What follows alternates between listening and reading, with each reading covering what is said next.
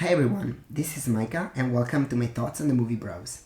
This is gonna be a very short video because I don't think Bros is that bad that it deserves a full-length in-depth review. These are just my 2 cents coming from a screenwriter's perspective.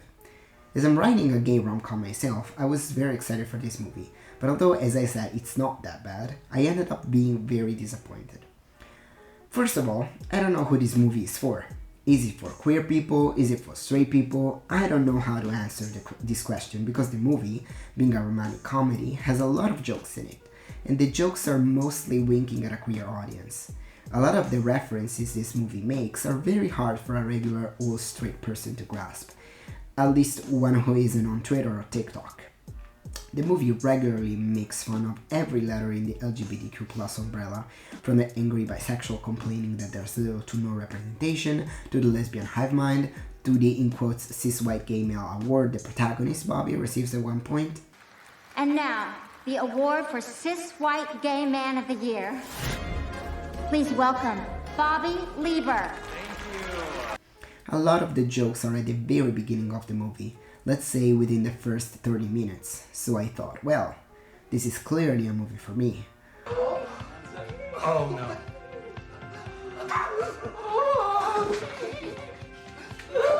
Sorry, this is not sad. It's just not sad. You gave him a haircut and a pair of pants. I mean, he looks fine. But as I kept watching, I was more and more confused. The movie seems to be aware enough of these kinds of jokes to make them, but isn't self-aware enough, so it makes the same mistakes it wants to criticize and point at. This movie is, at the end of the day, the story of 2 attractive, rich, white, cis gay men. It seems to draw inspiration from Billy Eichner's life itself, as he co-wrote and starred in the movie. The problem is, Bros seems totally disconnected from today's queer audience. I don't think any of us can really see themselves in the characters. They're much older, being 40 years old, and they have a totally different life from us. That would be fine if I could still relate to the characters, but I struggle to do so. I don't need every protagonist of every movie ever to be the same as me, but I really struggle to empathize with the characters in this movie. One of Bobby's problems in Bros is that he has low self-confidence and thinks Aaron, who's ripped, won't like him because he is, in quotes, so ugly.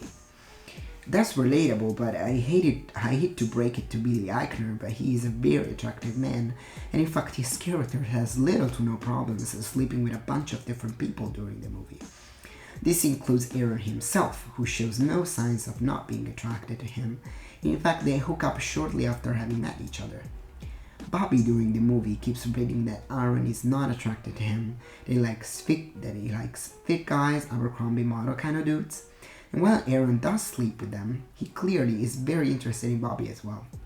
I get it that it's only Bobby's head and it's supposed to be a paranoia, but it would have helped to see actual signs of Bobby not being so popular with other men, and casting a different actor would have been useful as well.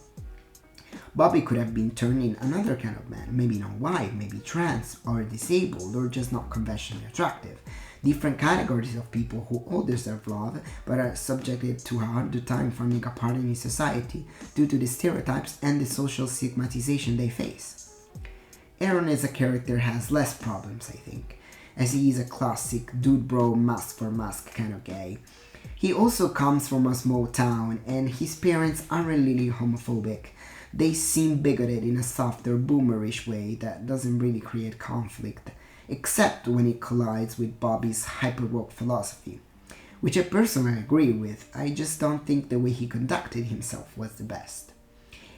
These side characters were really the highlight for me, with people such as T.S. Madison, Simone, and Dot Marie Jones all being cast in recurring roles.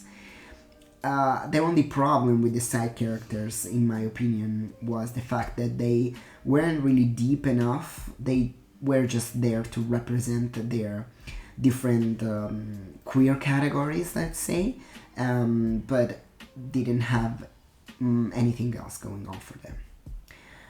But in conclusion, do I think Bros is an unwatchable mess? No. And if you don't think too much about it, you can still have a good time. The jokes are often really funny, but the characters aren't deep enough that you can empathize with them. I didn't find myself rooting for the main couple or even being slightly involved in their relationship. I was just watching two conventionally attractive, rich, wise, cis gay men fuck and bicker sometimes. And that's okay, I guess, but not really for a romantic comedy. Bros nailed the comedy part of the rom-com. The romantic part, on the other hand, not so much. Thank you for watching this video.